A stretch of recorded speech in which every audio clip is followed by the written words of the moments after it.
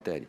Então, com a palavra, a Luciara Jacobi, que é fonoaudióloga, lá de Chapecó. Ou seja, ontem à noite, digamos, ela torceu muito pelo Chapecoense, mas ficou só no empate, né? Ainda bem, né? Ficou no empate. Bom dia a todos, então. Eu sou a Luciara, fonoaudióloga de Chapecó. Trabalho no Hospital Regional do Oeste. Sou coordenadora de um grupo de apoio a pacientes com câncer de cabeça e pescoço lá na cidade e região, da região oeste de Santa Catarina. E, primeiro, eu gostaria de agradecer a oportunidade da gente estar aqui discutindo, então, um assunto muito importante, porque só quem convive com essas pessoas que retiram a laringe sabe da dificuldade que é no nosso país. A gente está lá no dia a dia com esses pacientes e a nossa realidade é muito triste, infelizmente. Então, a gente está iniciando um caminho aí que tomara que a gente consiga mudar essas políticas para que esses pacientes, então, sejam inseridos na sociedade de uma forma mais digna, como ser humano. Então, eu organizei a minha fala para explicar um pouquinho, para quem não tem conhecimento, o que é o câncer de laringe. Então, a nossa laringe ela é responsável pela nossa voz e pela nossa respiração. No momento que a pessoa retira a laringe, ela vai perder a voz laríngea e a respiração vai se dar de uma forma diferente também. Esse tipo de câncer é predominantemente em homens, mas a atualidade agora é que as mulheres também estão apresentando esse tipo de câncer, assim como os jovens. Ele representa 25% dos tumores malignos que acometem toda a região de cabeça e pescoço, e 2% de todas as doenças malignas. Segundo o INCA, então, a estimativa de novos casos de câncer de laringe é de 7.350, sendo 7.350 no total, sendo 6.360 em homens e 990 em mulheres. E o número de mortes é de 4.141, sendo mortes em homem de 3.635 e 506 em mulheres. Quais são os grandes vilões, então, do câncer de laringe? Os maiores vilões, então, são a bebida alcoólica e o fumo. Então, os fumantes têm 10 vezes mais chance de desenvolver o câncer de laringe e, quando é associado, então, ao álcool, esse número sobe para 43. E um grande vilão também que está sendo muito falado é o HPV. Então, a gente tem que investir nas campanhas de prevenção. Agora tem a vacina do HPV, por isso que muitos jovens também, essa estimativa está aumentando também, devido ao não uso da camisinha durante o sexo oral. Então, esses são os grandes vilões do câncer de laringe. A gente precisa, então, o quê? De políticas públicas atuantes na prevenção. Este ano, a gente já conseguiu, com a CBG, então, fazer algumas políticas públicas no Congresso. Então, nós temos um projeto de lei que está aguardando o despacho do presidente da Câmara dos Deputados, que é um projeto de lei do dia 7 de agosto, do deputado Valdir Colato, que institui o Dia Nacional do Laringectomizado como dia 11 de agosto. Então, já existem algumas cidades que já têm o Dia Municipal do Laringectomizado e a gente está lutando, então, para que esse dia, 11 de agosto, seja institucionado o Dia Nacional do Laringectomizado. Outro projeto de lei também, do Dr. Simval Malheiros, que ele institui o mês de julho como mês nacional de combate ao câncer de cabeça e pescoço, definindo, então, como dia 27 de julho, o Dia Nacional do Câncer de Cabeça e Pescoço. Então, a gente já sabe que no Brasil existe a campanha Julho Verde, e esse ano, então, a CBG, junto com a Sociedade Brasileira de Cirurgia de Cabeça e Pescoço, a Sociedade Brasileira de Fono e outras que agregaram ao nosso trabalho, desenvolvemos, então, a campanha Julho Verde, que foi uma campanha em todo o Brasil, de norte a sul. Nós tivemos, então, o número de pessoas alcançadas com essa campanha, 513.799 pessoas. A página da CBG teve um aumento de 322% desde que a criação da sua página com essa campanha que foi desenvolvida. Como que é o tratamento do câncer de laringe? Então, tudo vai depender com a localização e a extensão do câncer. Pode ser feita, então, a cirurgia, retirada parcial da laringe ou total, radioterapia e com quimioterapia associada à radioterapia. A gente sabe que quanto mais cedo for feito o diagnóstico, menores serão as sequelas que as pessoas apresentarão, tanto de câncer de orofaringe como de boca também. Porque esse tipo de câncer, a gente costuma falar que está na cara. A gente enxerga esse câncer, a pessoa retira toda a língua, ou retira parte do palato, ou retira toda a laringe. Então, o acometimento é visível, está na cara esse tipo de câncer. Como a preservação da voz é muito importante, muitas vezes o primeiro passo que é dado é a radioterapia. Começa com a radioterapia, para depois, então, se não curar, fazer outro tipo de tratamento. A associação da quimioterapia com a rádio é utilizada nos protocolos de prevenção de órgãos, criados para tumores mais avançados. O que é a nossa realidade aqui no Brasil? As pessoas estão morrendo na fila de espera por uma radioterapia. Então, isso é muito triste, a pessoa é diagnosticada e ela não tem acesso rápido ao tratamento. Então, isso também é uma coisa que a gente tem que pensar para estar mudando isso aí.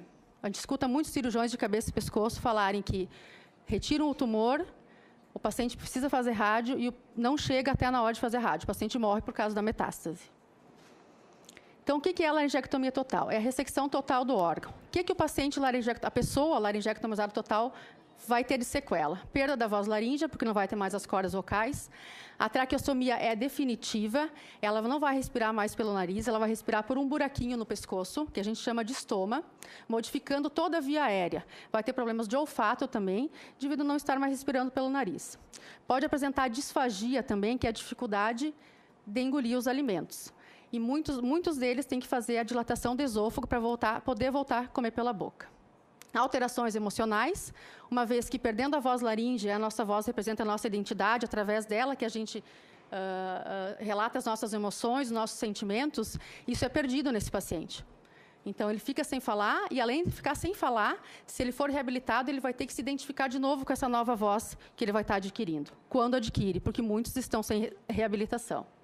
E, com tudo isso, então, vai ter uma alteração na qualidade de vida também. A reinserção na sociedade, no trabalho, na família. Então, botei uma fotinha aqui para vocês verem o que é a laringectomia total. Deixa eu ver se eu aperto aqui. Está meio... Ai, peraí. Acho que não está aqui. Não está aparecendo. Então, como vocês podem ver ali, o estoma é na traqueia, é retirada toda a laringe. O estoma é por aquele buraquinho ali que o paciente vai respirar. Depois a Melissa pode mostrar. É essa a configuração da retirada da laringe. Como eu falei, ele não respirará mais pelo nariz, né? O nosso nariz tem a função de umidificar e filtrar o ar que chega nos pulmões. Esse paciente não vai ter mais isso, não vai ter essa proteção do nariz. Então, o ar que entra pelo estômago vai direto para os pulmões. Isso dá muita infecção pulmonar, muita secreção, muita internação, muito gasto com medicamento. Então, o que a gente tem de benefício para esses pacientes? Esse filtro, que eu trouxe aqui também para mostrar para vocês, que ele vai fazer a função do nariz, na verdade. Ele é acoplado a um adesivo. Pode passar? Peraí, esse aqui. Então, o paciente utiliza esse filtro, aonde o ar, então, vai ser umidificado e filtrado.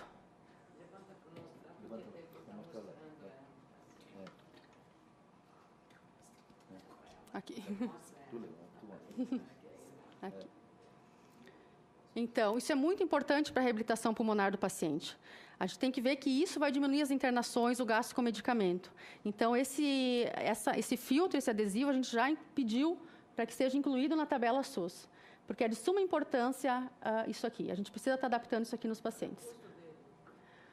Depende, o filtro, o adesivo, tem vários tamanhos. E vai depender do tamanho, porque nem todo o pescoço é igual.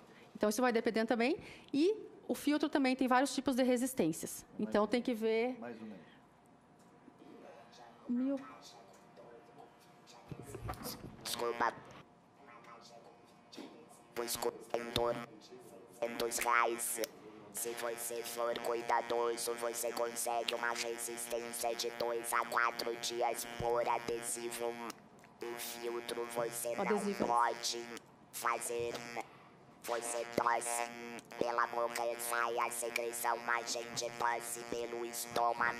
Então, se eu não tirar o filtro pra tossir, eu vou sujar o filtro com mais facilidade. Então, se eu conseguir controlar essa tosse, essa secreção, meu filtro também dura de 2 a 3 dias. Então, 2 caixas, uma de filtro e uma de adesivo, vai me custar em torno de R$1.000, R$1.200. E vai ter a durabilidade de 60 dias, é o cálculo médio que a gente faz. Aliás, esse adesivo, ele deveria fazer parte do controle e atenção dos ostomizados, porque isso já existe no Ministério da Saúde. Todo ostomizado de urina e ostomizado de intestino ganha um kit, que é composto por adesivos e bolsas, né? Isso também se adequa porque nós temos um estômago na traqueia. Então já existe um caminho no próprio SUS. Já existe um caminho na própria tabela do SUS. É só você fazer a incorporação dos adesivos para o estômago de traqueia. Então, assim, o que a gente vê a realidade? O paciente não tem dinheiro para comprar. Então, ele compra uma caixinha e ele usa de vez em quando. O que vai acontecer? A secreção não vai aumentar cada vez mais a secreção. Dura menos o filtro também. Então, o ideal é que ele usasse isso aqui direto. Para o paciente voltar a falar, então, sem laringe, o que a gente tem? A voz esofágica. A voz esofágica não precisa de nenhum equipamento, mas muito poucos pacientes conseguem produzir essa voz, mais ou menos uns 2% deles. A prótese traqueoesofágica, que é isso aqui. Essa é a prótese, que ela pode ser inserida, vou passar um por cima. Ela pode ser inserida no momento que é retirado a laringe ou no segundo momento. Então, já fizemos o pedido no Ministério da Saúde para que seja, então, feito o quê? Essa prótese já existe a tabela do SUS, só que ela não está muito defasada. No momento que for incluído isso aqui no SUS, eles não previram que isso aqui tem que ser trocado. Isso aqui não dura a vida inteira. Então, ela precisa de trocas permanentes. Então, o que a gente vê na realidade? Tem médicos que nem colocam a prótese porque sabem que o paciente não vai conseguir trocar ela. Vai usar um tempo a prótese, vai parar de funcionar e ele vai perder a fala. Então, o paciente vai começar a falar e não ter a perspectiva de falar para o resto da vida. Porque não existe, o SUS não está dando isso aqui pelo valor defasado e não existe a troca. Então, eu trouxe um vídeo para vocês. Essa voz é a mais próxima do normal. José Cruz.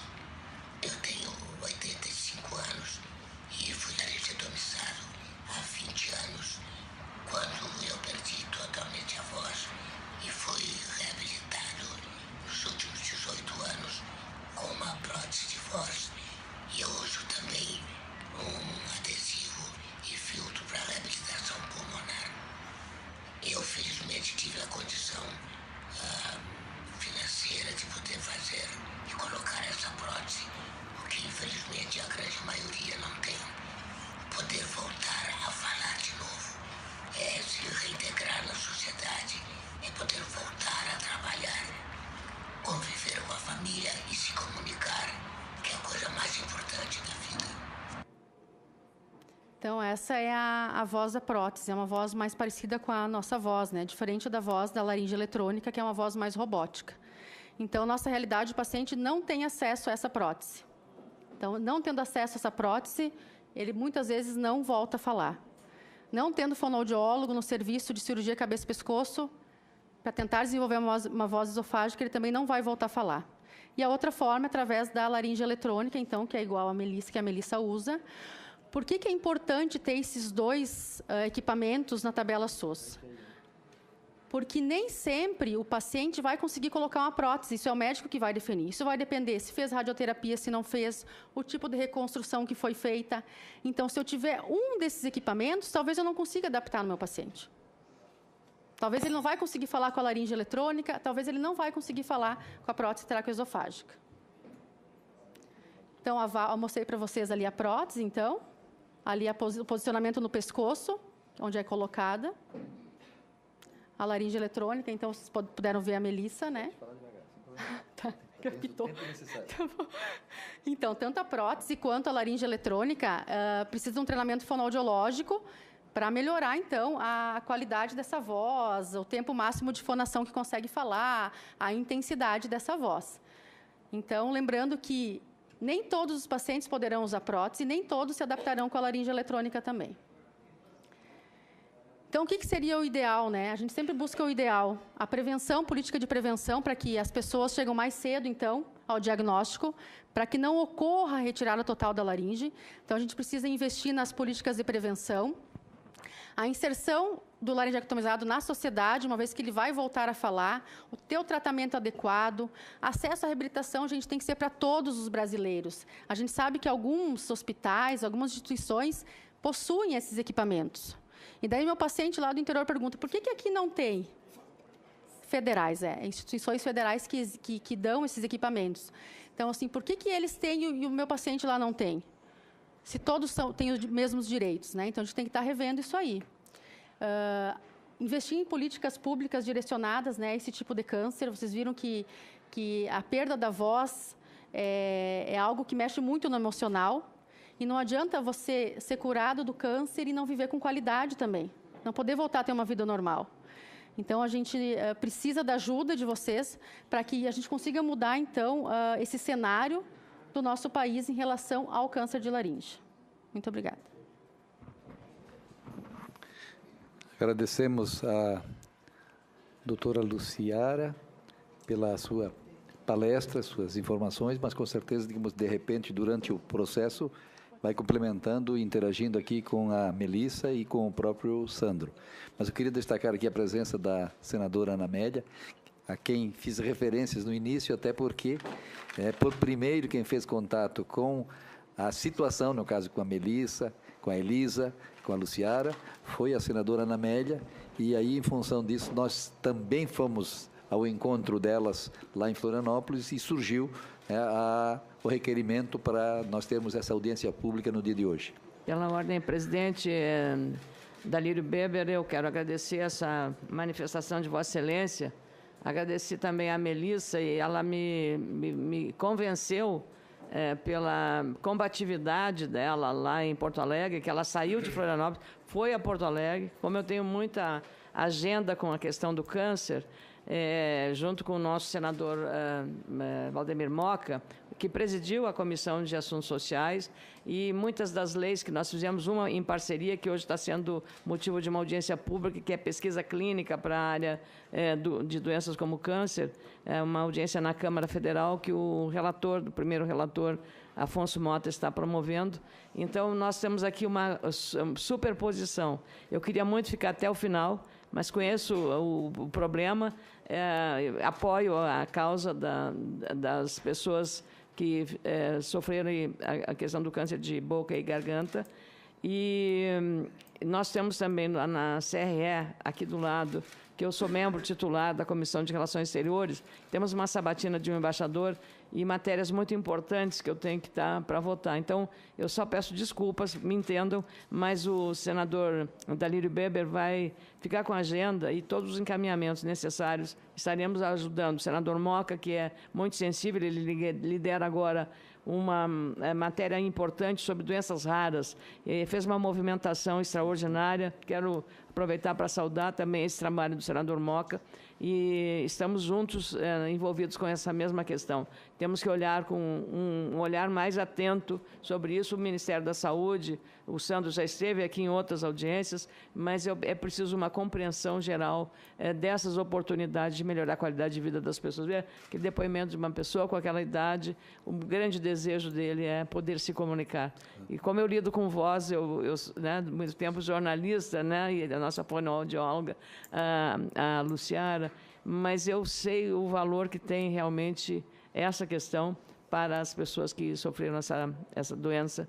E eu quero, então, me associar e dizer que o senhor continue contando comigo e a associação também dos pacientes de câncer de boca e garganta. Parabéns, senador Dalírio, por ter também a sensibilidade de convocar essa audiência pública. Nós agradecemos muito, sabemos da sua agenda apertada em função das várias comissões que integra, mas agradecemos a sua vinda, e com certeza, digamos, não seria nem necessário afirmar e reafirmar o empenho, a dedicação e a sensibilidade que a senhora tem em todos os assuntos que são trazidos ao debate aqui na Comissão de Assuntos Sociais, bem como também o nosso senador Moca, que é médico, e em função até desta relação, ele tem, digamos, um apreço todo especial, e a gente sente quando ele se manifesta sobre os diversos assuntos aqui trazidos, sabe, que isso brota lá do seu coração, em função do seu sentimento e do seu conhecimento, sobretudo, com relação àquilo que acontece com cada um dos portadores de doenças raras ou de eventuais dificuldades. Eu comentava com a senadora Ana Amélia, pena que, eu não sei, mas seria importante que a gente ouvisse o cirurgião de cabeça e pescoço, porque é uma pessoa. E se possível, um cirurgião cabeça e pescoço voltado para com a especialização em oncologia, que aí nós teríamos um raio-x completo, né, dessa questão. Mas, de qualquer forma, é oportuno. E eu acho que a Sociedade de Oncologia, depois desses 8 anos de mandato da senadora Ana Amélia, acho que vão dar um título para ela com certeza. De senadora. Com certeza. Capaz de ser diplomada. Exatamente, com certeza. Obrigado, senador Mauro. Queria também... queria destacar exatamente a presença do Valdir Colato, foi até referido aqui em função de um projeto de lei que cria o Dia Nacional, né, do portador de laringectomizados, certo? Então, é um prazer muito grande tê-lo aqui conosco. Ele me informou que a Luciara está de aniversário hoje, quer dizer, daqui valor. Poxa, nada melhor do que nós ter exatamente a presença da Luciara no dia comemorar o teu aniversário aqui em Brasília. Que coisa boa. Por uma grande causa. Exato, por uma grande causa. Ela disse que ontem à noite ficou torcendo pela Chapecoense, mas não foi possível fazer, né, o gol necessário para superar o Flamengo. Bom, na sequência, obrigado, senadora Ana Amélia, né? Vamos então à segunda palestrante, que é a nossa Melissa Ribeiro, né?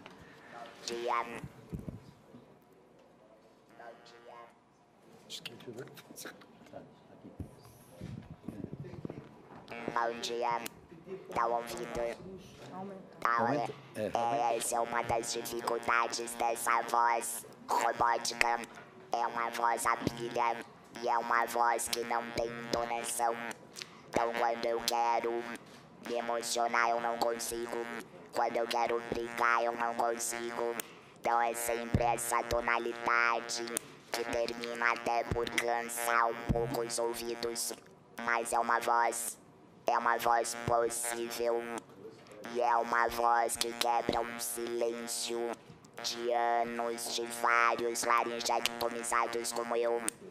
Então, assim, eu posso não gostar dela, eu posso não me identificar com ela, mas ela é necessária.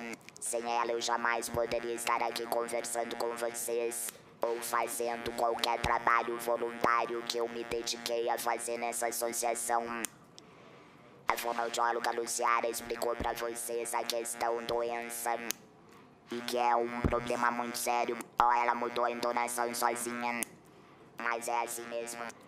A gente tá trabalhando uma causa muito importante porque as pessoas que nós estamos defendendo aqui, com a gentileza do deputado Valdir, que desde começos lá de Chapecó já vem abraçando a causa. Depois, na sequência, fui procurar a senadora Ana Amélia, que foi muito gentil e generosa em nos ouvir, porque isso é uma coisa bastante importante pra nós, tá? Só de tu falar com a laringe, as pessoas já não querem nem te receber, porque eu sei que causa um constrangimento. Mas isso tem que mudar, a gente precisa ter acesso, e não só a Melissa. Todos os brasileiros têm que poder pegar um ônibus e falar com o cobrador e não perder a parada porque ele não conhece o bairro. Tem gente que sai de casa com o bilhetinho do endereço na mão pra não se perder. E aí de repente esbala com alguém na rua pra pedir a informação, essa pessoa não sabe ler. Aí tu precisa ligar pro teu banco pra esclarecer um problema do teu cartão de crédito. E eles desligam porque pra eles tu é um robô, tu é um trote.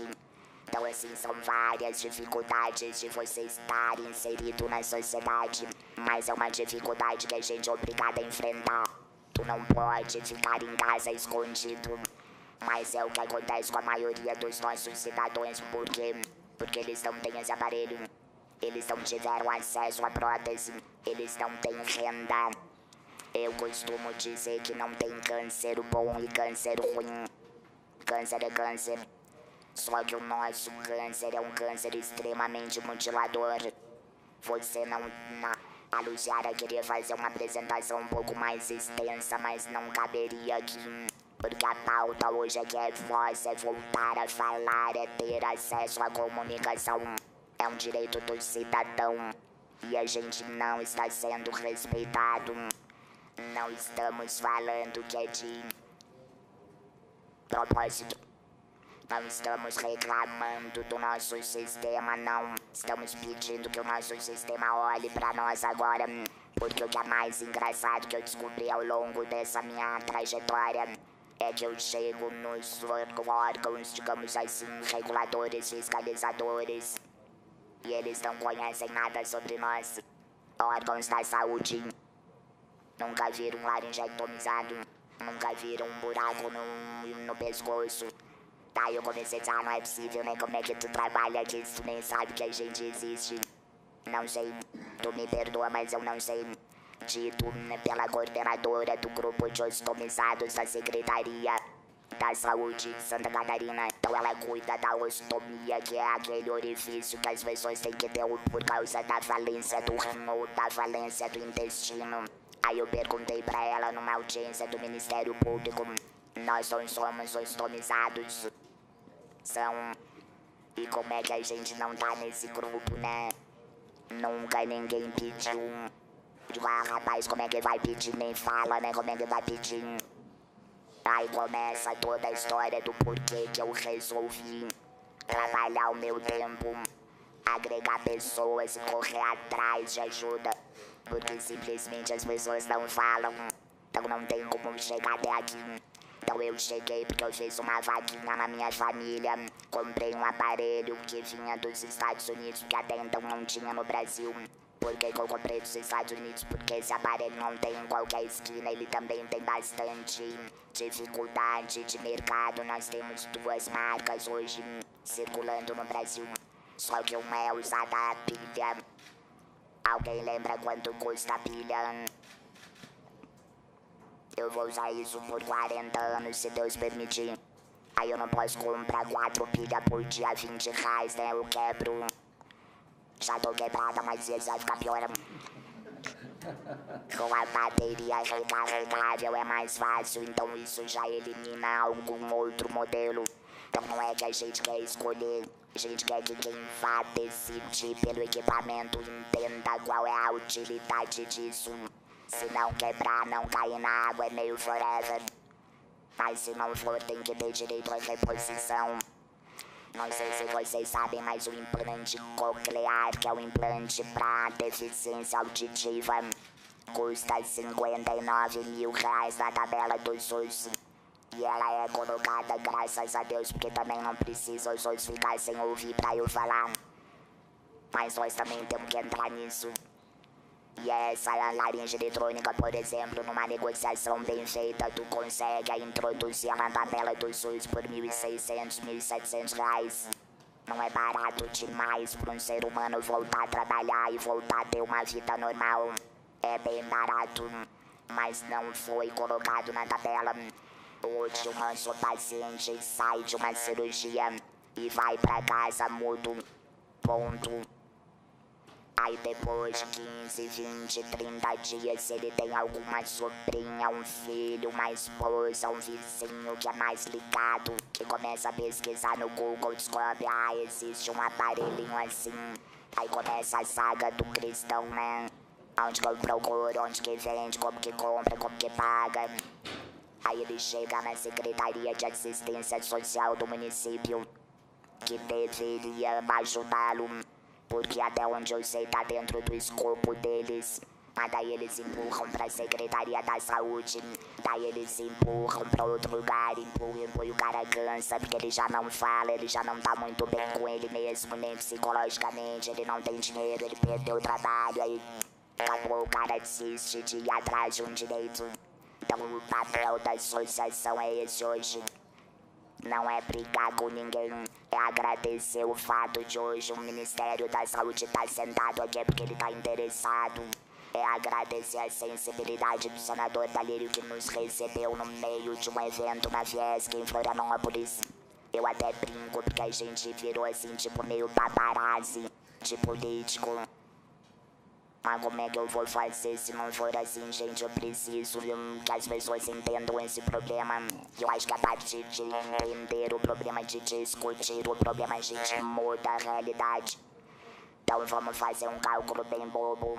7.350 pessoas com câncer de laringe. Metade morre antes da cirurgia. Então vamos ser otimistas, sobraram 4.000 vivos. Desses 4.000 vivos, tu pode ter uma conta bastante otimista, 20% que conseguem ter uma fonoaudióloga que vai ensinar ele a ter uma voz esofágica. Mas daí esses 20% vão cair de novo, porque o cara teve uma radiação muito forte no pescoço. Endureceu toda a musculatura, então ele não consegue fazer força pra ter voz esofágica. Beleza, então vamos tentar laringe eletrônica. Como não tem como comprar, vamos falar da prótese pra ele. Não podemos falar porque a gente não tem, a gente pode até dar a primeira. Mas como é que ele vai fazer as trocas? Então virou um jogo de vamos ficar quieto, não vamos contar pra ele o direito que ele tem a reabilitação, porque nós não temos como sustentar. Isso não é justo. Isso chega a ser maldade, né? Vamos ser bem honestos. Eu visito hospitais no Brasil inteiro. E eu cheguei em Joinville e a esposa de um dos pacientes tinha sido operado na noite anterior. Entrou num... Como é que se chama ali? Enfermagem, né? Onde fica aquelas coisas de 24 horas, receber remédio e tal. O enfermeiro, eu tô tentando falar com meu marido, ele não fala, parece que ele tá engasgado. Eles não sabiam que ele ia ficar mudo. Como que um cirurgião faz isso? Como que não tem uma fonoaudióloga pra dizer pra ele, amigo, o teu negócio é grave, tu vai perder a voz, tu vai respirar por um buraco, tu nunca mais vai tomar banho de piscina, de mar, de lagoa, até de chuveiro é problema, porque se entrar água entra direto pro pulmão. Aí quando eu comecei a me deparar que isso era uma realidade minha, mais de milhões. Se nós falar de Brasil, são 500 mil laringectomizados. A gente tem que dar atenção. Então se a gente consegue fazer um núcleo maravilhoso, lindo, todo perfumado do AVC dentro dos hospitais públicos, aquilo lá é um luxo, graças a Deus, né? Porque ninguém quer ter um AVC, só que assim não pode continuar essas disparidades. Então eu não consigo dar uma laringe de 1.600 pro cara. Ele fica 30 anos encostado, morre de depressão, volta a beber, volta a fumar, porque eles vão e tirei o câncer, mas eu não tenho mais vida, o que é? Tá tudo errado. E outra, né, só na minha instituição que eu me trato, foram 65 laringectomias no ano. A minha instituição, diga-se de passagem, atende quase toda Santa Catarina, porque é um hospital de referência. Então, de novo, vamos fazer um cálculo rápido, 65 vezes 1.700. Gente, não é por causa desse dinheiro que nós vamos ficar mais pobres. Então, assim, vamos arrumar um pouquinho mais de boa vontade. Eu tô há 3 anos pedindo isso. Tô há 5 anos laringectomizada, não pedi antes, porque os 2 primeiros eu era muda. Só consegui 2 anos depois. Então assim, eu quero pedir que se mobilizem, que ajudem, porque eu acho que dentro de cada estado tem um orçamento, dentro de cada hospital tem um orçamento, uma filantropia, um incentivo fiscal, mas o que tá faltando é mobilização. Então eu acredito que a vontade exista de todos. Graças a Deus, em todos os lugares que a gente vai, a gente é muito bem recebido e tu percebe a vontade deles mudarem. Mas a gente tinha que fazer isso uma coisa mais coletiva, porque não adianta resolver. O INCA, o nosso Instituto Nacional do Câncer, que é federal, ele dá prótese, ele dá laringe, ele dá espessante, que é um produto pra quem não consegue mais engolir nada. Então, os caras querem tomar água, tô obrigado a colocar uma colher daquele pó e ele vira tipo uma gelatina pra tu poder se hidratar. Aquele troço é caríssimo, mas o INCA tem. Aí o hospital de Bom Sucesso, que é federal, hoje conseguiu colocar prótese, né? Daí eu perguntei como é que vocês conseguiram e os outros não conseguem. A gente tem que se organizar aqui em termos de administração e colocar isso no orçamento. E só isso, basicamente, né? Porque a gente que gere a instituição, a gente que tem que pedir. Tá, então todas as outras não querem fazer, não, elas nem sabem. Então tem que vir de cima pra baixo. estando na tabela do SUS. O cara foi operado, tá na prateleira do hospital, ele leva uma laringe porque é fácil. É fácil de aprender mesmo que a fonoaudióloga não seja especializada. Ele próprio vai ficar fazendo em casa em 3 dias, ele já começa a falar. Você impediu que da ruptura dele ter perdido a voz. A cirurgia é horrível, é muito dolorida. Tu fica assim, acho que uns 6 meses achando que foi atropelado, porque é uma posição que tu fica o tempo de cirurgia local. A tua respiração mudou e tu fica meio louco, porque tu acha que tu vai morrer asfixiado. É tudo um costume. Então ainda tu deixa ele mudo 2 anos, ele fica péssimo. Então dá a laringe pra ele. Operou, vai ter alta. A laringe funciona assim, tá arregaçado. O senhor fala desse jeito, bebê. O impacto é menor, ele consegue voltar pra vida mais rápido. Aí o SUS gasta menos, porque ele não fica deprimido, ele não volta a ficar doente, ele não tem a recidiva, porque é um efeito cascata. A gente sabe que não existe mágica. O que existe é dá pra evitar o pior. Vamos evitar. E a questão da prótese.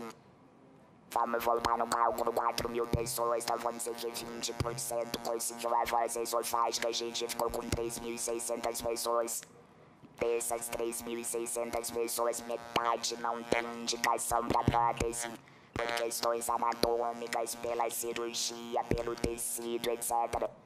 Então não é porque a prótese custa cerca de R$2.000, e numa média tu precisa trocar 2 por ano, dá 4.000. Também não é um cálculo absurdo. Por isso que eu digo, não é o valor. Quando a gente fala, a gente tem que ver o orçamento do país, da carteira, babá. Eu entendo tudo isso e só entendo que se tu parar pra fazer a matemática, tu vê que tem dinheiro que dá e sobra. Quando ele não é usado de forma ilegal, né? Então, gente, nós estamos aqui fazendo um pedido bastante relevante e prudente. Fiquem 15 minutos sem falar. Faz esse exercício, eu digo pra todo mundo que vai ver como é que é ficar 15 minutos onde você não fale. Tu vai ver que instantaneamente o teu impulso é de falar, é de ter uma reação, é de dar uma risada. Então vamos pensar nessas pessoas que não têm a voz pra estar aqui hoje pedindo ajuda. Obrigada pela atenção e fico à disposição depois se alguém tiver alguma dúvida. Obrigado, Melissa, né, pela tua participação. Você realmente merece palmas. Eu acho que todo mundo prestou atenção, todo mundo entendeu e todo mundo, eu acho que se convenceu. Mas agora nós vamos ouvir a palavra do Sandro, primeiro agradecendo, digamos, o fato de estar aqui presente e de representar aqui o nosso Ministério da Saúde, ou seja, o Sistema Único de Saúde, que é esse grande plano de saúde dos brasileiros. Então, com a palavra, o Sandro, tu tens o tempo que tu quiseres para podermos realmente levar ao esgotamento o debate em torno desta matéria.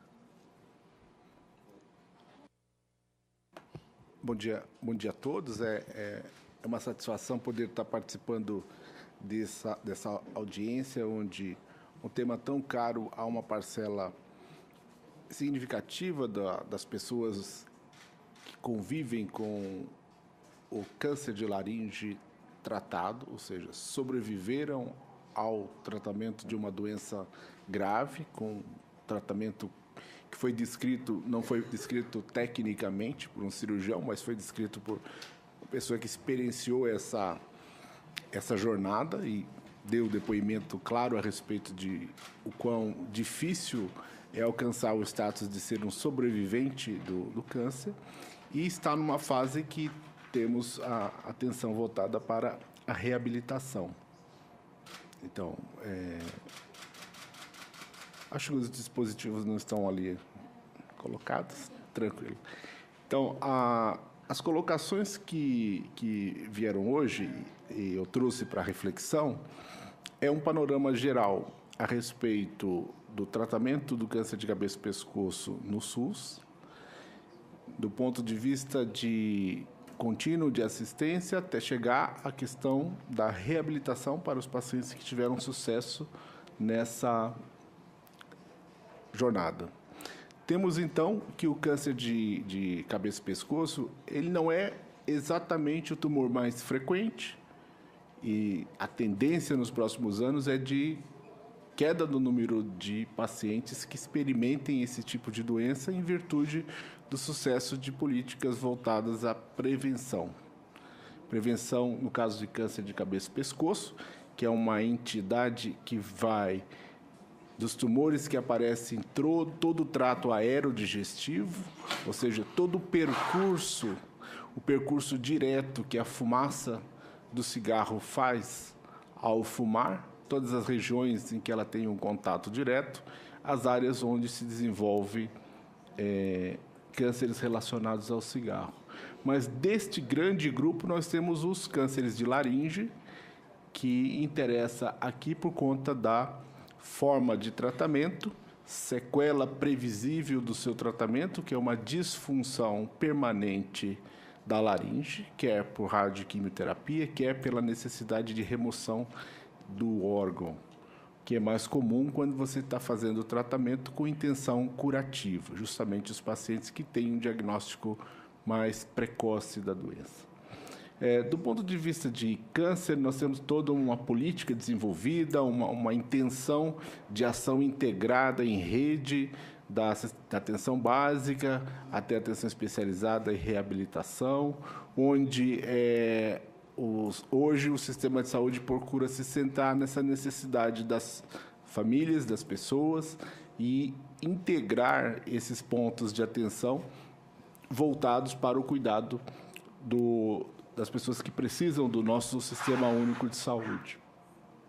Do ponto de vista especificamente em relação à atenção oncológica, o ordenamento mais normativo do Ministério da Saúde, ele vem em direção do acesso à confirmação diagnóstica e tratamento dessas condições, muito mais do que na questão da prevenção e da reabilitação. Não porque a prevenção não seja possível e importante. No caso de câncer, provavelmente um terço dos cânceres são decorrentes de fatores passíveis de prevenção e que, se evitados, teriam a propriedade de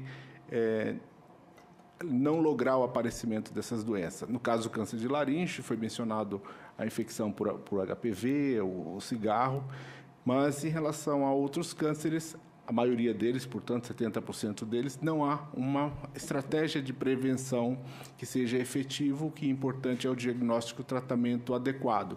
Claro que uma fração crescente das pessoas com câncer sobrevivem à doença e experimentam sequelas desse tratamento. E aqui estamos frente a uma das condições talvez mais dramáticas, em que a sequela permanente de um tratamento curativo deixa a pessoa incapacitada para se comunicar. A intenção do SUS, do ponto de vista de todo o ordenamento normativo, é que se ofereça o cuidado integral a esses pacientes, do diagnóstico, da prevenção, diagnóstico, tratamento e reabilitação. E os instrumentos de financiamento da política de saúde, eles são muito variados.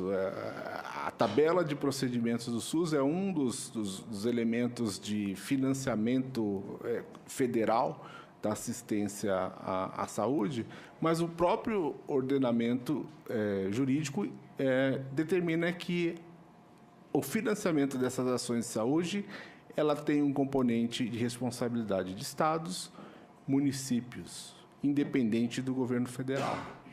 E esse escopo mínimo que está na tabela do SUS, ela necessariamente precisa, de acordo com a realidade epidemiológica de cada região, de cada estado, de cada município, ser adequado pelo gestor local. Então, essa complementariedade das ações fazem que o sistema de saúde tenha realmente uma característica única de atenção gratuita universal aos brasileiros, mas diferente em cada região, onde as necessidades de saúde também são diferentes.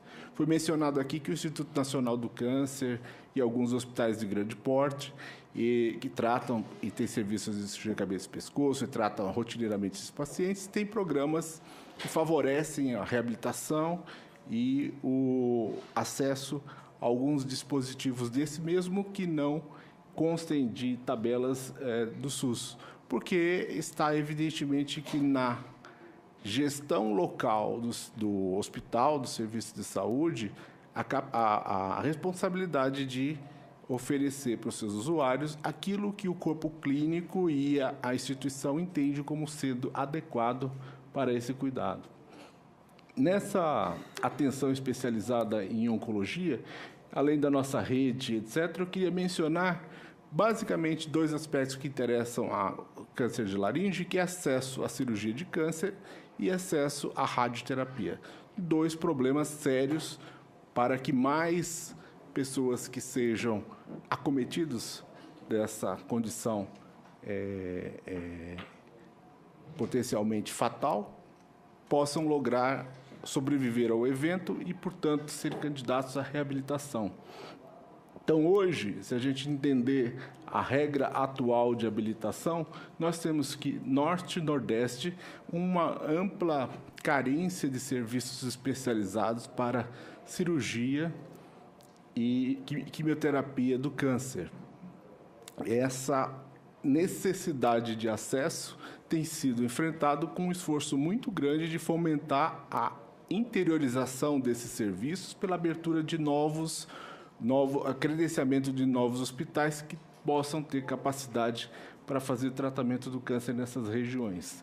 E radioterapia, que é particularmente importante no tratamento curativo do câncer de laringe, esse é um déficit generalizado. O Brasil inteiro não tem uma cobertura adequada de radioterapia.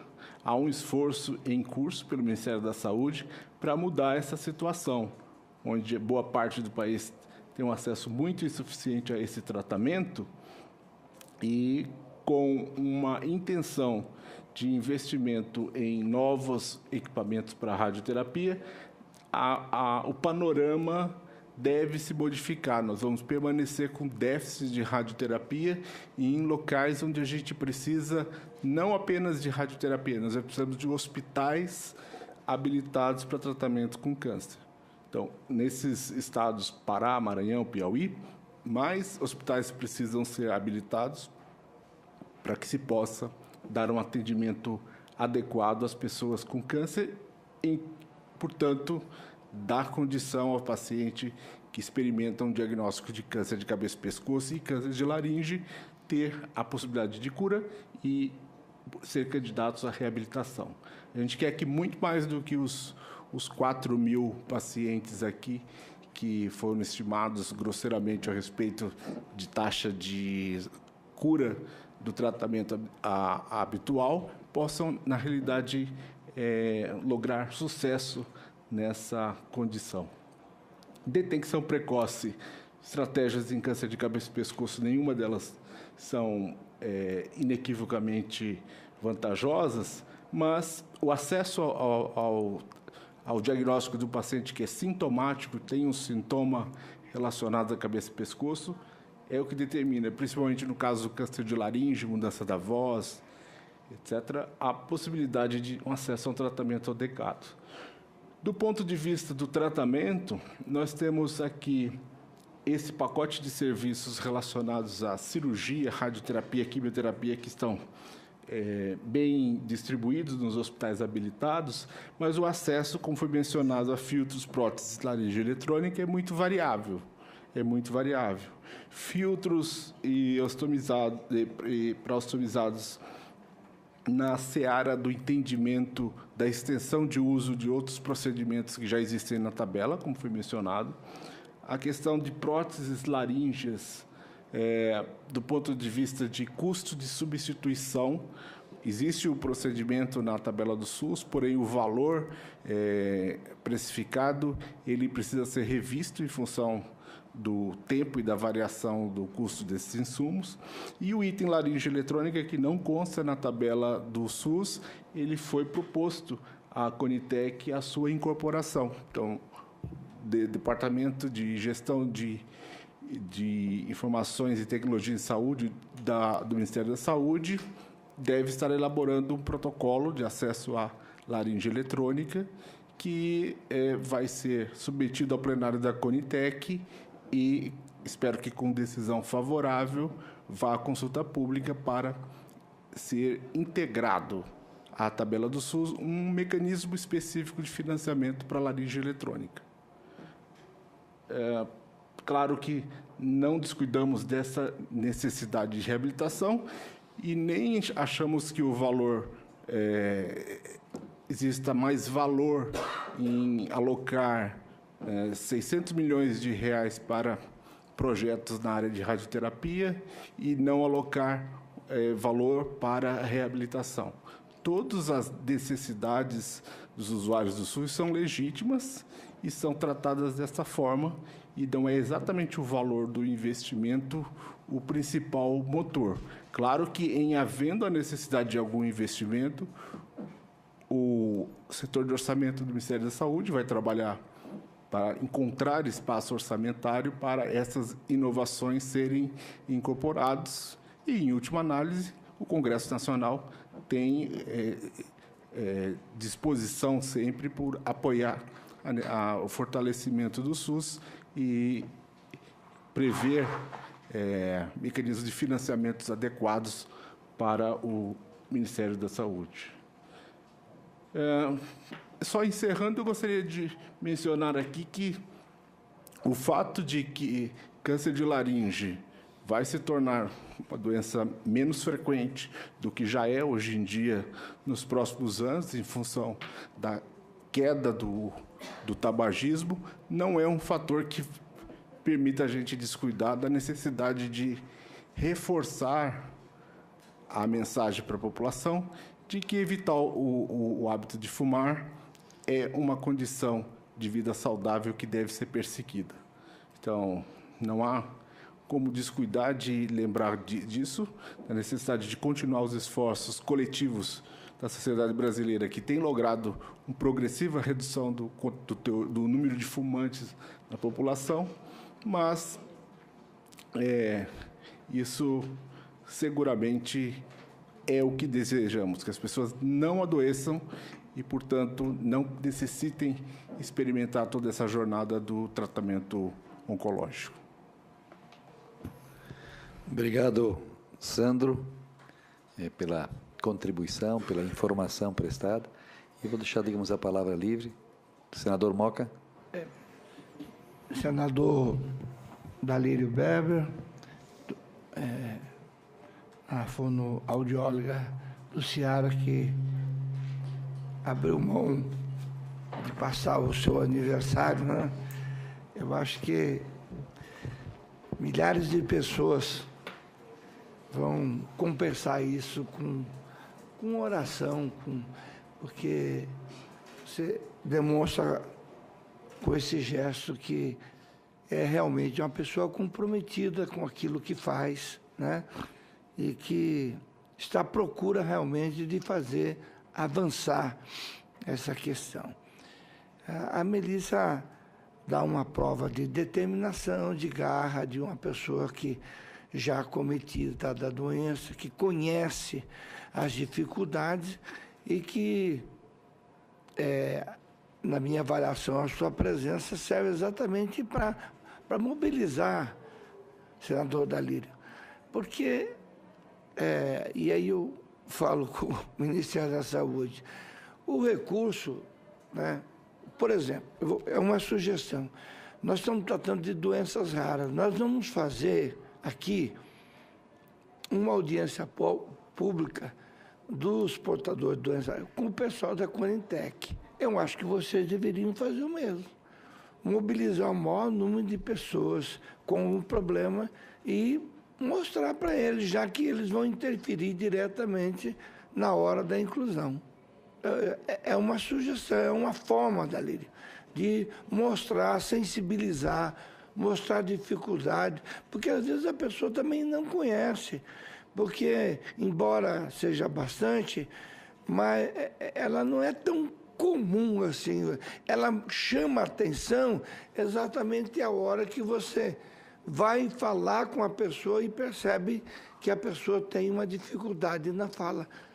Fora isso, a pessoa olha para você, pessoa saudável, tal, né, isso, né? Então, qual a contribuição a ser dada aqui, na minha avaliação, né? É tornar essa questão uma questão para o Ministério da Saúde e para o Ministério do Planejamento como uma questão que, eu não sei, deve ter estatística, eu acho que isso é importante, né? A estatística de pessoas que têm o problema, que precisam, né? Um orçamento, né? O que seria necessário para que isso acontecesse, para que todas as pessoas tivessem pelo menos o básico, né, necessário para uma qualidade de vida melhor, né? E a impressão que eu tenho que se a gente conseguir fazer com que o pessoal do Conitec entenda a necessidade de colocar isso dentro do SUS, eu acho que nós avançamos muito. Eu não sei, né? E continuar, não sei se vocês têm uma associação, se tem uma entidade, só tem uma associação, várias, só uma. Então, transformar isso numa rede mesmo, capaz de mobilizar, né? De sensibilizar. Porque o orçamento, nós voltamos aqui, o limite do orçamento. Mas o limite não significa limite para a saúde. É um limite geral.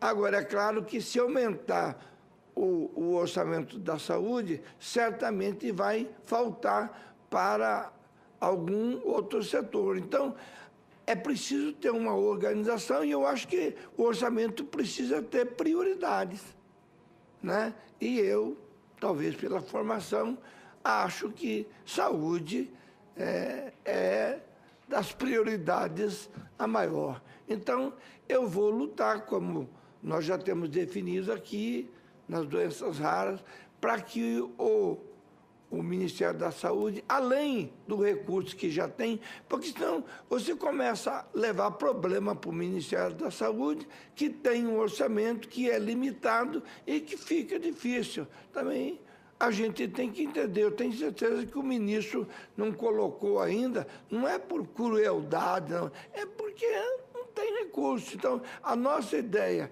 é mobilizar, sensibilizar os parlamentares da Comissão Mista do Orçamento e depois do plenário, que é preciso ter, além do orçamento do Ministério da Saúde, uma rubrica específica para a compra dos remédios, né, dos medicamentos para aquelas pessoas que têm a chamada doença rara. Eu acho que não é muito diferente o caso de vocês. Quer dizer, é aquilo que eu acho. Claro que essa audiência ela é transmitida ao vivo, milhares de pessoas vão vê-la aqui, e, Luciano, longe de querer...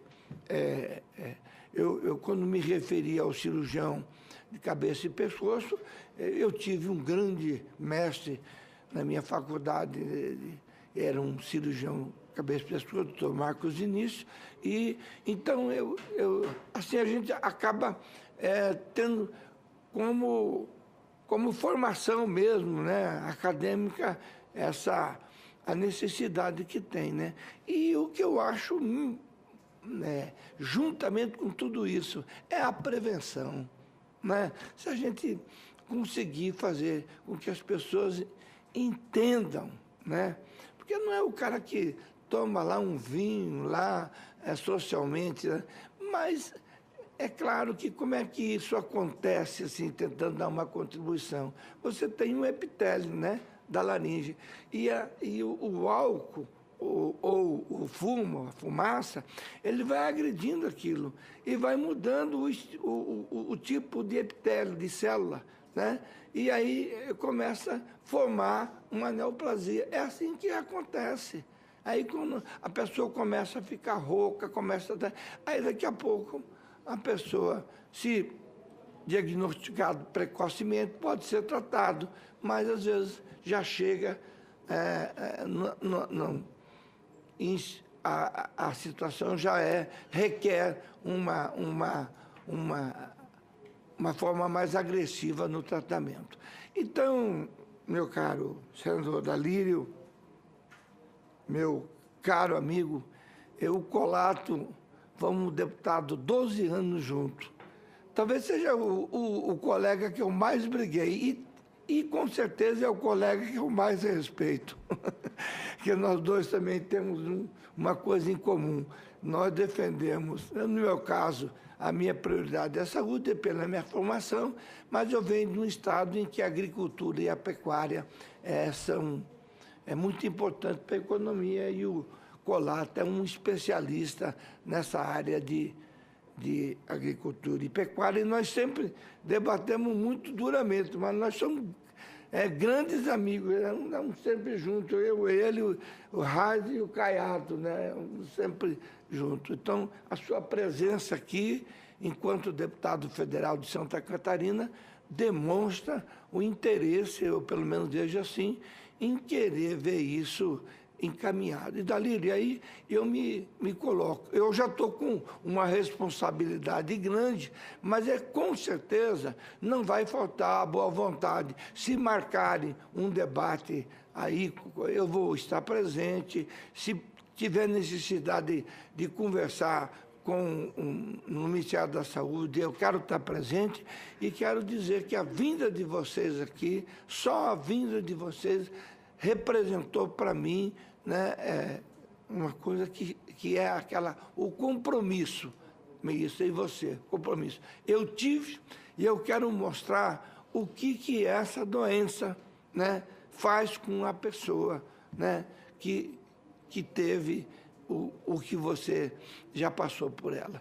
E a nossa fonoaudióloga tentando demonstrar que não adianta só aquilo que você falou, tem que ter o tratamento, os procedimentos tem que ser correto, tem que ter essa troca, tem que ter...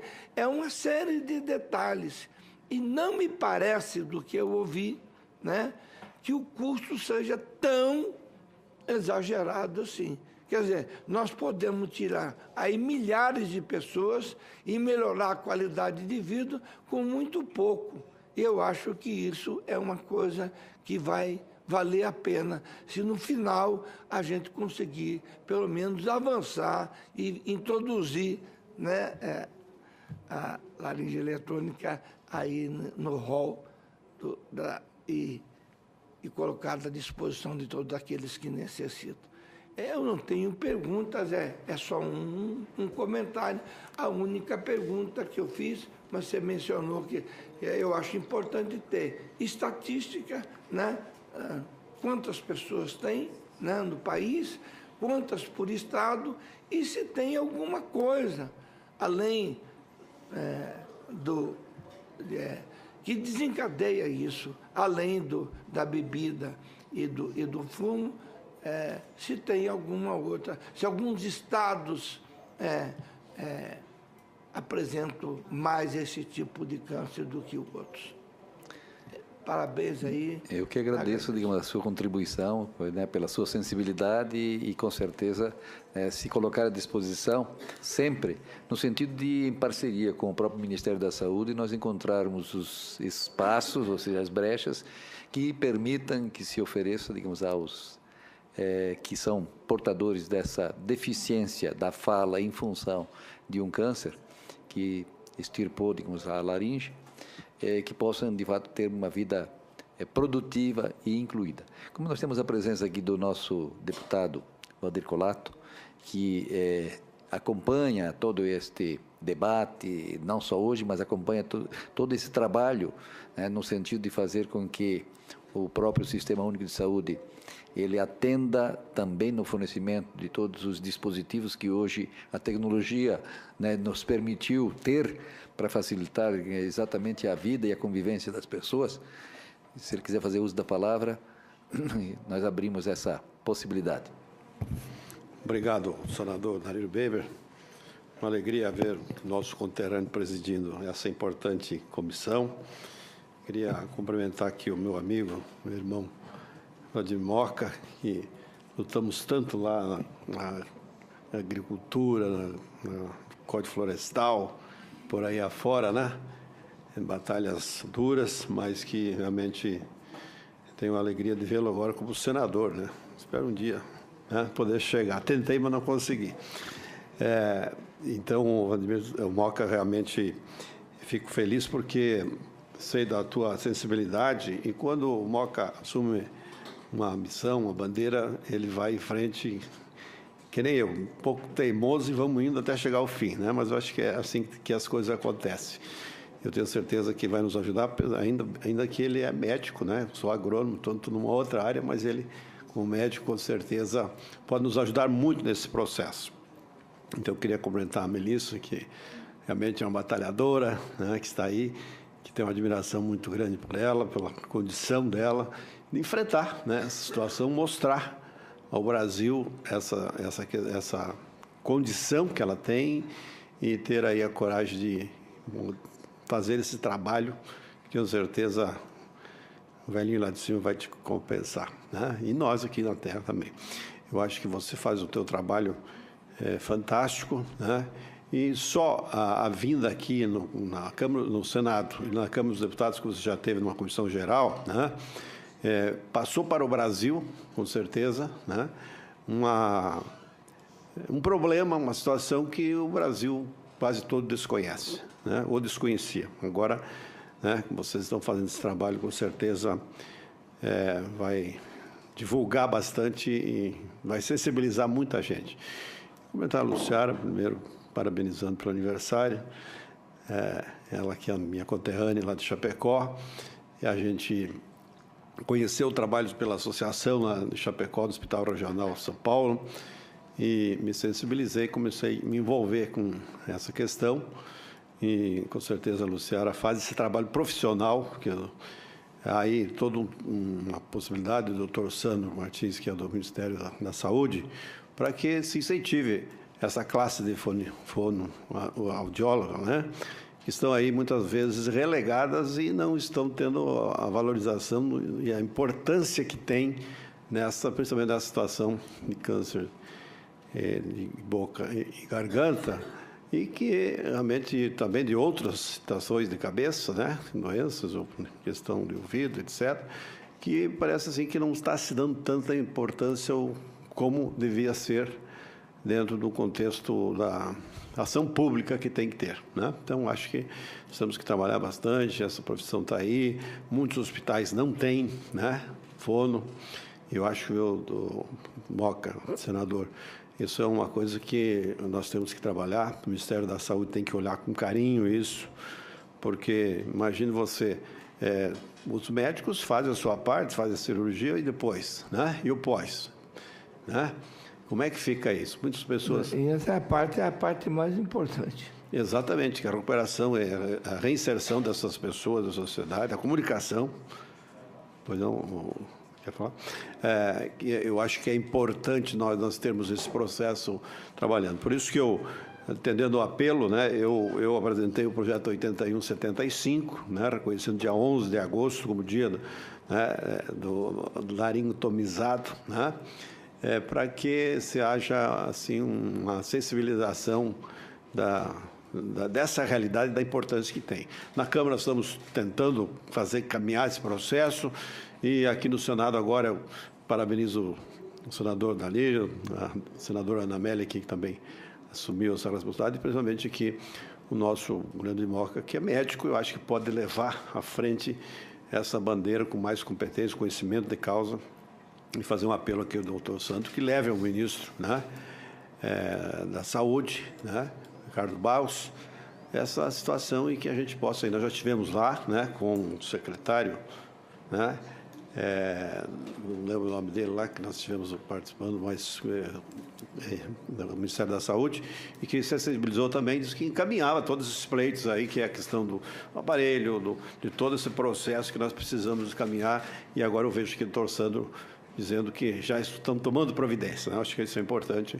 Então, eu queria Dizer também que a gente vai pedir para a Luciara esse material, que eu quero fazer um pronunciamento lá na Câmara e colocar nos anais da casa, que aqui já fica, né, esse registro, para que seja divulgado, e nada melhor do que o Congresso Nacional ter esse problema presente, trazer para dentro do Congresso Nacional essa discussão que nós precisamos buscar uma solução.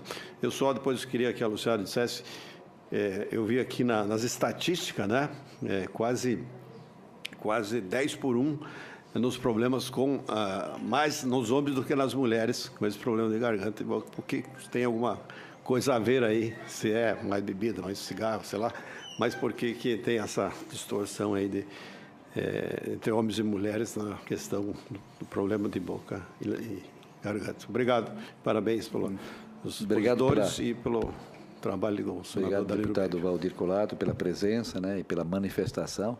E nós vamos conceder, digamos, a Luciara, a Melissa e ao Sandro, o tempinho para algumas considerações finais, algumas contribuições que ainda possam ser agregadas, para que nós terminemos a nossa audiência pública realmente com chave de ouro, por termos passado aqui um período da nossa manhã debatendo um tema tão importante que diz respeito não só à Melissa, né, mas a todos aqueles que foram citados, pelo menos em números, e com certeza, digamos, estão sintonizados através da TV Senado, através da Rádio Senado, e passarão a partir desse instante, já, digamos, com a iniciativa lá da Câmara Federal, a ter, digamos, né, uma ação mais pedagógica em torno dessa questão, para permitir que nós todos possamos contribuir.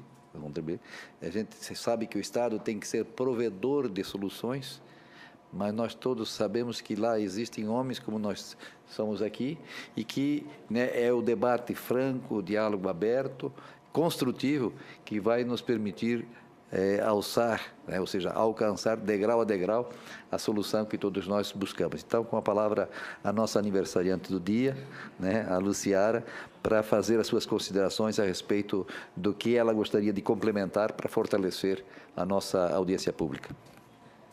Então, a sua pergunta, então, deputado Colato, é que o homem fuma mais e bebe mais que a mulher.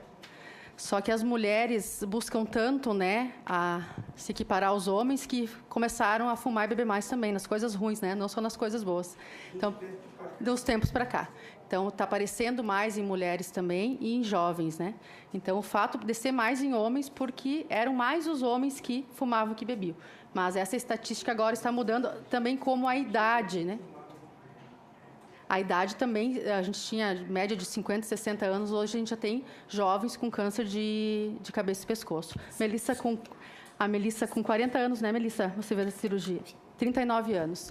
E os jovens também, o aumento está sendo cogitada a questão do HPV, né? Então, fazem sexo oral sem camisinha, então também está aparecendo nos jovens, né, esse tipo de câncer. Eu queria agradecer ao deputado Colato, que lá em 2014 foi conhecer o grupo de apoio que eu coordeno em Chapecó, no Hospital Regional, Grandes Guerreiros do Oeste. Na ocasião, a Melissa e a Elisa, que fazem parte do GAL, que é um grupo de apoio a pacientes de Florianópolis, estavam lá também. E, naquele momento, já em 2014, foi pedido, porque o deputado pedisse a atualização dos valores da prótese. Inclusive, tem o teu áudio, né? Na época, era a presidente Dilma que estava, você pedindo que fosse atualizado esse valor, isso já em 2014. Então, a luta não é de hoje, é de muito tempo. E por que eu resolvi convidar ele para ir lá? Para ele conhecer a realidade. Então, o empenho vem de muito tempo, não é de 2 dias para cá. A associação, deputado, ela é brasileira, tá? A sede é em Santa Catarina, mas a gente está um pouquinho em cada canto do Brasil. Então, a associação desenvolveu esse ano um projeto Rede Mais Voz, onde a gente está indo visitar todos os hospitais que têm esse serviço. Então, a gente é feito um levantamento. Luciara, eu digo assim, se vocês optarem por fazer essa audiência pública ali com a Corintec, seria importante que vocês trouxessem o maior número de pessoas que têm o problema. Porque isso é a quantidade e a dificuldade, as pessoas vão poder falar e vão, eu acho que vai sensibilizar mais. Com certeza. Uma vez também que todos os pacientes não são assim que nem a Melissa, né? né? A gente tem pessoas com outras dificuldades também, né? Então, tem que mostrar que, às vezes, não é só a questão do próprio problema. A gente tem que ver a pessoa como um todo. Não é só uma pessoa sem laringe. Antes dela ser laringe, ela é um ser humano. Então, a gente tem que abordar de uma forma global isso. Em relação ao que o deputado Colato falou também, em relação ao fonoaudiólogo, é o fonoaudiólogo que reabilita esse paciente. É ele que convive semanalmente com esse paciente. Então, a realidade é muito dura. A gente vê o paciente não poder comprar a laringe. A gente faz vaquinha para comprar. Eu tenho um paciente que ele tem um amigo que tirou a laringe, ele vai todo dia lá, um pouquinho por dia, emprestar a laringe para o colega falar, para o amigo falar. Então, assim, a realidade é muito dura mesmo, né? Então, a gente precisa estar fazendo esse movimento, que já se iniciou, graças a Deus, e tomara que a gente tenha êxito em tudo que a gente está pedindo. E eu agradeço o apoio de todo mundo. Eu gostaria de perguntar ao Dr. Sandro se o trabalho que foi feito para que a Conitec, digamos, avalie a possibilidade de incluir o aparelho. Ele, com certeza, traz números significativos com relação àquilo que é preocupação do senador Moca, né? Claro. Bom, essa é a importância da dinâmica de incorporação de tecnologia vigente hoje no SUS. Então, frente a uma necessidade identificada, ou por uma área técnica do Ministério da Saúde, ou pela sociedade organizada, ou pela indústria farmacêutica, sociedades médicas, propõe a Conitec, o DGITS, a incorporação de um novo dispositivo, uma nova tecnologia, um novo tratamento, um novo protocolo de tratamento. E os técnicos da Conitec se debruçam sobre os dados clínicos, epidemiológicos, dados de literatura científica, para definir qual é o universo de pessoas que seriam interessadas naquela tecnologia. Com base nessas expectativas e com base em estudos econômicos a respeito do custo do dispositivo, do medicamento, feito pelo Departamento de Economia e Saúde do Ministério da Saúde, se faz a estimativa do impacto orçamentário. E quando vai a plenário da Conitec, além das evidências científicas a respeito da importância, da segurança, da eficácia, vão esses números a respeito do impacto orçamentário da medida. Como foi mencionado, é um câncer pouco frequente e o número de candidatos à reabilitação é um número menor ainda, dado a letalidade ainda da doença ao diagnóstico. No entanto, os pacientes que sobrevivem ao câncer de cabeça e pescoço, eles vão ter uma vida longa, espera-se uma vida próxima da expectativa de vida das pessoas que não tiveram a doença, e esse número é cumulativo. Então, o contingente de pessoas laringectomizadas e que vão ser interessados é a informação que vai ser usado como base para a estimação desses impactos orçamentários. Doutor Santos, deixa eu lhe fazer a pergunta.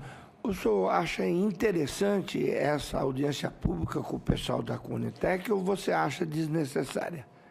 Eles não essa audiência não serviria. Eu não sei não é do jeito que eu estou pensando. Nesse contexto em que se trata de uma tecnologia que não é exatamente nova, é uma tecnologia disponível e de segurança e eficácia bastante conhecida e que vai, pelos seus custos hoje, justamente pelo tempo de existência dela, ter um impacto orçamentário modesto frente a outras incorporações que são vistas na comissão. Eu não antecipo assim, que haja uma trajetória muito difícil. Agora, a sugestão que o senador colocou a respeito de que tumores e cânceres... Câncer já é uma doença rara, mas alguns cânceres menos frequentes têm necessidades que se assemelham à dos pacientes com doença rara. Isso realmente tem uma conexão, e se ligar as duas pautas, seguramente potencializa o efeito. Larissa. Melissa, não. Melissa. Respondendo primeiro Ao seu comentário, senador, nós já fizemos uma audiência pública na Câmara no dia 7 de julho deste ano, com outros agentes dessa problemática, inclusive o presidente da Sociedade Brasileira de Cirurgia de Cabeça e Pescoço. Então ele, na qualidade de cirurgião, explicou para todos os presentes todo esse cenário. E ele, inclusive, admitiu que a falta da indisponibilidade da reabilitação deixou a categoria um pouco congelada na questão da reabilitação. Então, não que ele tenha feito meia-culpa, mas ele admitiu: como não está disponível, nós não estimulamos muito, porque como é que isso vai se dar lá na frente? Ok, a gente queria que ele mudasse essa realidade, inclusive dentro da sociedade. Está sendo feito, até porque ele encontrou na casa um apoio. Ele viu uma luz no fim do túnel também, e ele também concorda que isso tem que modificar. Nessa mesma audiência, nós falamos muito a respeito da importância dos fonoaudiólogos. Não sei se os senhores sabem, mas ao fundo nós estamos aqui com vários alunos de fonoaudiologia da Universidade de Brasília, da Uniplan, que nós convidamos para que fizesse parte dessa discussão, porque como futuros profissionais que vão atender pessoas como eu, é importante fazer esse ato cívico, além do profissional, que é o que a Luciara está fazendo. Um outro esclarecimento: os dados que a Luciara trouxe vêm da mesma fonte que o Dr. Sandro trouxe, INCA. Então, quando tu vai fazer qualquer tipo de pesquisa estimativa, todo mundo, todos os órgãos recorrem ao INCA. Mas o próprio INCA admite que ele não é 100% fidedigno. Por quê? Porque o sistema dos CAGONs, dos UNECONs, nem todos têm prontuário digital. Tem grandes unidades que estão com tudo guardado em caixas desde 1900 e bolinha. Agora que começaram a digitalizar, então esses números são meios novos, né, Dr. Sandro? Então eu entendo que fica difícil, inclusive, para eles fazerem estimativas, porque não se tem números. Ótimo, quando a gente descobriu isso, criamos o projeto Rede Mais Voz, porque se é para nós falarmos sobre uma população, temos que conhecê-las. Então nós já estamos desde o ano passado visitando vários estados: Paraíba, Rio Grande do Norte. E não preciso dizer pra vocês que a realidade lá é bem mais trágica do que do sudeste pra baixo. Então assim, lá você tem 60 pacientes num grupo que uma das fonoaudiólogos dirigem, e que quando eu estive, ela viu uma senhora bem simples. A querida, ela viu eu falando com ela, ela ficou encantada, ela chorava já, até quando acabou tudo, ela: posso ver como é que funciona? E aí eu mostrei pra ela. Ela falou a primeira vez com a filha que acompanha ela sempre no hospital, as duas começaram a chorar, né? Tipo, tô ouvindo uma voz da minha mãe depois de 8 anos. E aí tu pensa, gente, é uma coisa tão simples. Então nós estamos bem embasados no que a gente tá falando, tá? Não estamos falando de Santa Catarina, do meu mundinho, do mundo da Luciana, nós estamos falando de Brasil. Então a estatística de que 4 mil morrem é pouca. É bem pouca, porque o que os cirurgiões nos contam é que eles escolhem no dia a dia idade, perfil, tipo do estadio da doença, pra ver quem vai ser operado, porque não tem condição de atender todo mundo. Então isso também não é legal. Quando a gente fala de que a estatística do câncer de laringe tá diminuindo, desculpa, eu discordo do Dr. Sandro. Faço parte da Aliança do Controle do Tabagismo, que é uma ONG muito bem especializada nas causas de advocacy contra o tabagismo. E ela não tá diminuindo. Por quê? Porque a indústria do fumo tá conseguindo colocar cada vez mais aditivos, sabores, cores, estrelinhas e coisinhas pra confundir os jovens. Então os antigos estão parando de fumar, sim. Já viram que não tem graça? Só que a juventude tá começando muito cedo. São dados que o próprio setor de tabagismo do INCA tem. não tá diminuindo ainda não. E aí a gente tem o HPV, que não era falado, então deputado Valdir perdoa porque os homens, sexo, mas isso não era dito antes também, porque não se tinha comprovação de que o HPV poderia pegar a cavidade oral. Hoje já estão falando mais abertamente que muita gente que nem fumava nem bebia. Como que tu vai ter câncer de língua, de palato, da faringe, HPV? Então nós estamos aí numa estatística de câncer de cabeça e pescoço que está aumentando. Nós estávamos ali dentro da estatística como quinto na cavidade bucal para homens. Mas se tu pegar todos os cânceres de cabeça e pescoço, nós já estamos em quarto. É muito. E o pior de tudo, a grande maioria dos causadores são agentes externos. Então aí vem a questão da prevenção, da educação escolar. Nós da associação fazemos palestras com outros pacientes nas faculdades.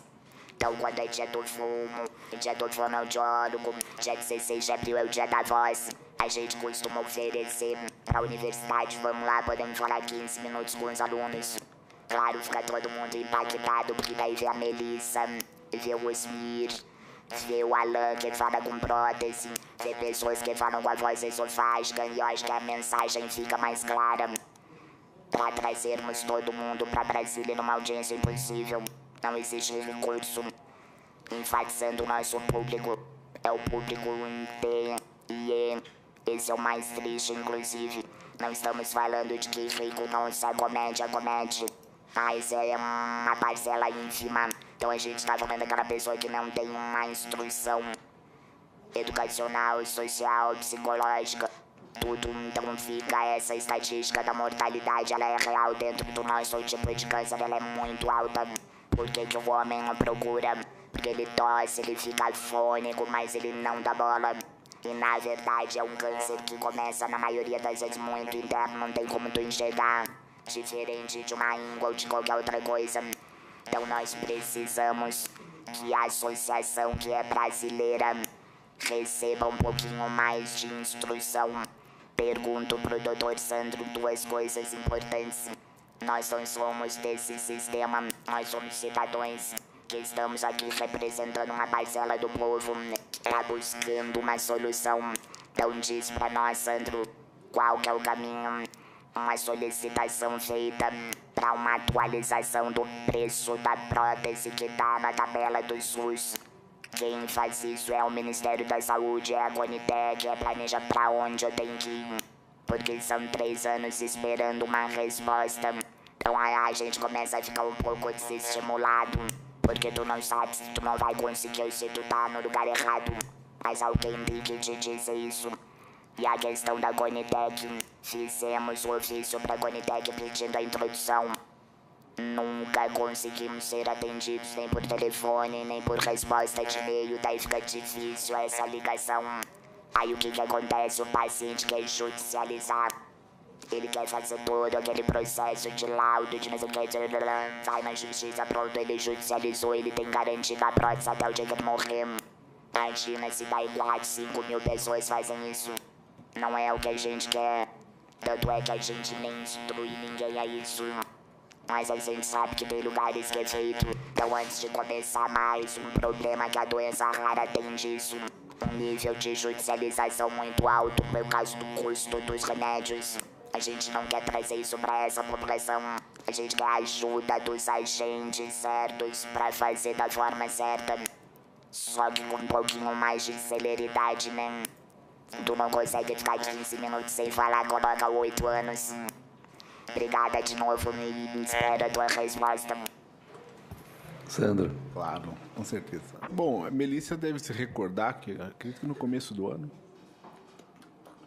passado, ela esteve no Ministério da Saúde reiterando essa demanda que tinha sido submetido a outras instâncias do Ministério da Saúde, e nós conversamos a respeito justamente desses caminhos, a questão da incorporação na Conitec, via Conitec, para itens que não constam da tabela do SUS, e a revisão de valores a respeito de procedimentos que estejam defasados. Essas informações, do ponto de vista técnico, elas foram solicitadas à área do Ministério da Saúde, que faz avaliação de custos, a área do Ministério da Saúde técnica, que respalda a questão do uso de dispositivos e reabilitação de câncer, que é o Instituto Nacional do Câncer. E, diante do retorno dessas informações, esses processos foi instruído e caminha nessas vertentes. A extensão de uso da questão dos filtros, a revisão de valores da questão do procedimento que já existe, da prótese vocal, e no caso da laringe eletrônica, a coordenação submeteu à Conitec uma solicitação de incorporação que vai passar pelo rito habitual desse tipo de avaliação. Então, essas providências foram encaminhadas. E, na ocasião, também, para ter um resultado mais imediato, porque a gente entende os tempos da administração não são muito os tempos da sociedade, da disponibilidade de apoio direto aos hospitais habilitados em oncologia para projetos de reabilitação nessa área, através do programa de isenção fiscal do PRONON. E esse ano nós tivemos a oportunidade de aprovar projetos na área de reabilitação que prevê o fornecimento de laringe eletrônica para pacientes. Então, também estimulamos vias alternativas ao financiamento habitual para atendimento dessa. Essa alteração do valor é de uma competência. De áreas. Não. São áreas do Ministério da Saúde relacionadas à Secretaria de Assistência à Saúde. Em que ponto a gente está desse processo, assim, só para a gente entender? Essa avaliação está passando por uma avaliação do impacto orçamentário, que é justamente essa estatística a respeito do número de candidatos, já que não há um registro de pacientes que foram laringectomizados ao longo do tempo. E, em havendo a definição desses valores, ele vai para decisão administrativa e política do secretário de Assistência à Saúde e do ministro. Também. Por isso que eu digo que a estatística é importante, porque a estatística demonstra a quantidade, o potencial que o Ministério podia estar adquirindo. E isso, evidentemente, a quantidade vai fazer com que o preço médio disso seja menor. Sim, inclusive o Ministério sempre está interessado em oportunidades de maximizar o resultado de compras públicas. Correto. Bom, vamos chegando então ao nosso término da audiência pública, e aqui o agradecimento aos senadores e às senadoras, agradecer ao deputado Valdir Colato, a todos os presentes, mas de modo especial o agradecimento aqui aos nossos 3 palestrantes, né? E começo, fazendo o nosso agradecimento para a Melissa Ribeiro, né?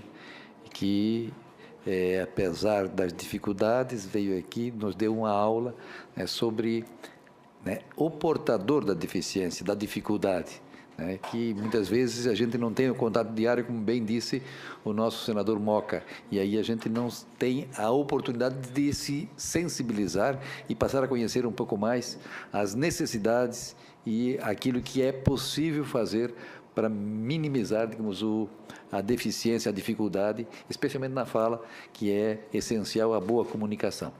Agradecer, ao Dr. Sandro, que se dispôs a vir aqui, e com certeza vamos estreitar esses contatos e, como disse o nosso senador Moca, nós estamos aqui para dar o apoio que for necessário. O senhor tem que ser o nosso maior aliado lá. Exato, ao ministro da Saúde, no sentido de fazer com que essas demandas possam ser atendidas. Agradecer a Luciara, né, que é a nossa fono, que veio aqui exatamente no dia do seu aniversário, mas com certeza, eu acho que este também é um presente para quem se dedica tanto à questão, né, da causa dos portadores dessa limitação que se originou em função de um câncer. Então, muito obrigado a todos vocês, nossos palestrantes, e a todos os que nos acompanharam através do rádio e da televisão. Acho que foi uma manhã onde o prêmio caiu para todos nós.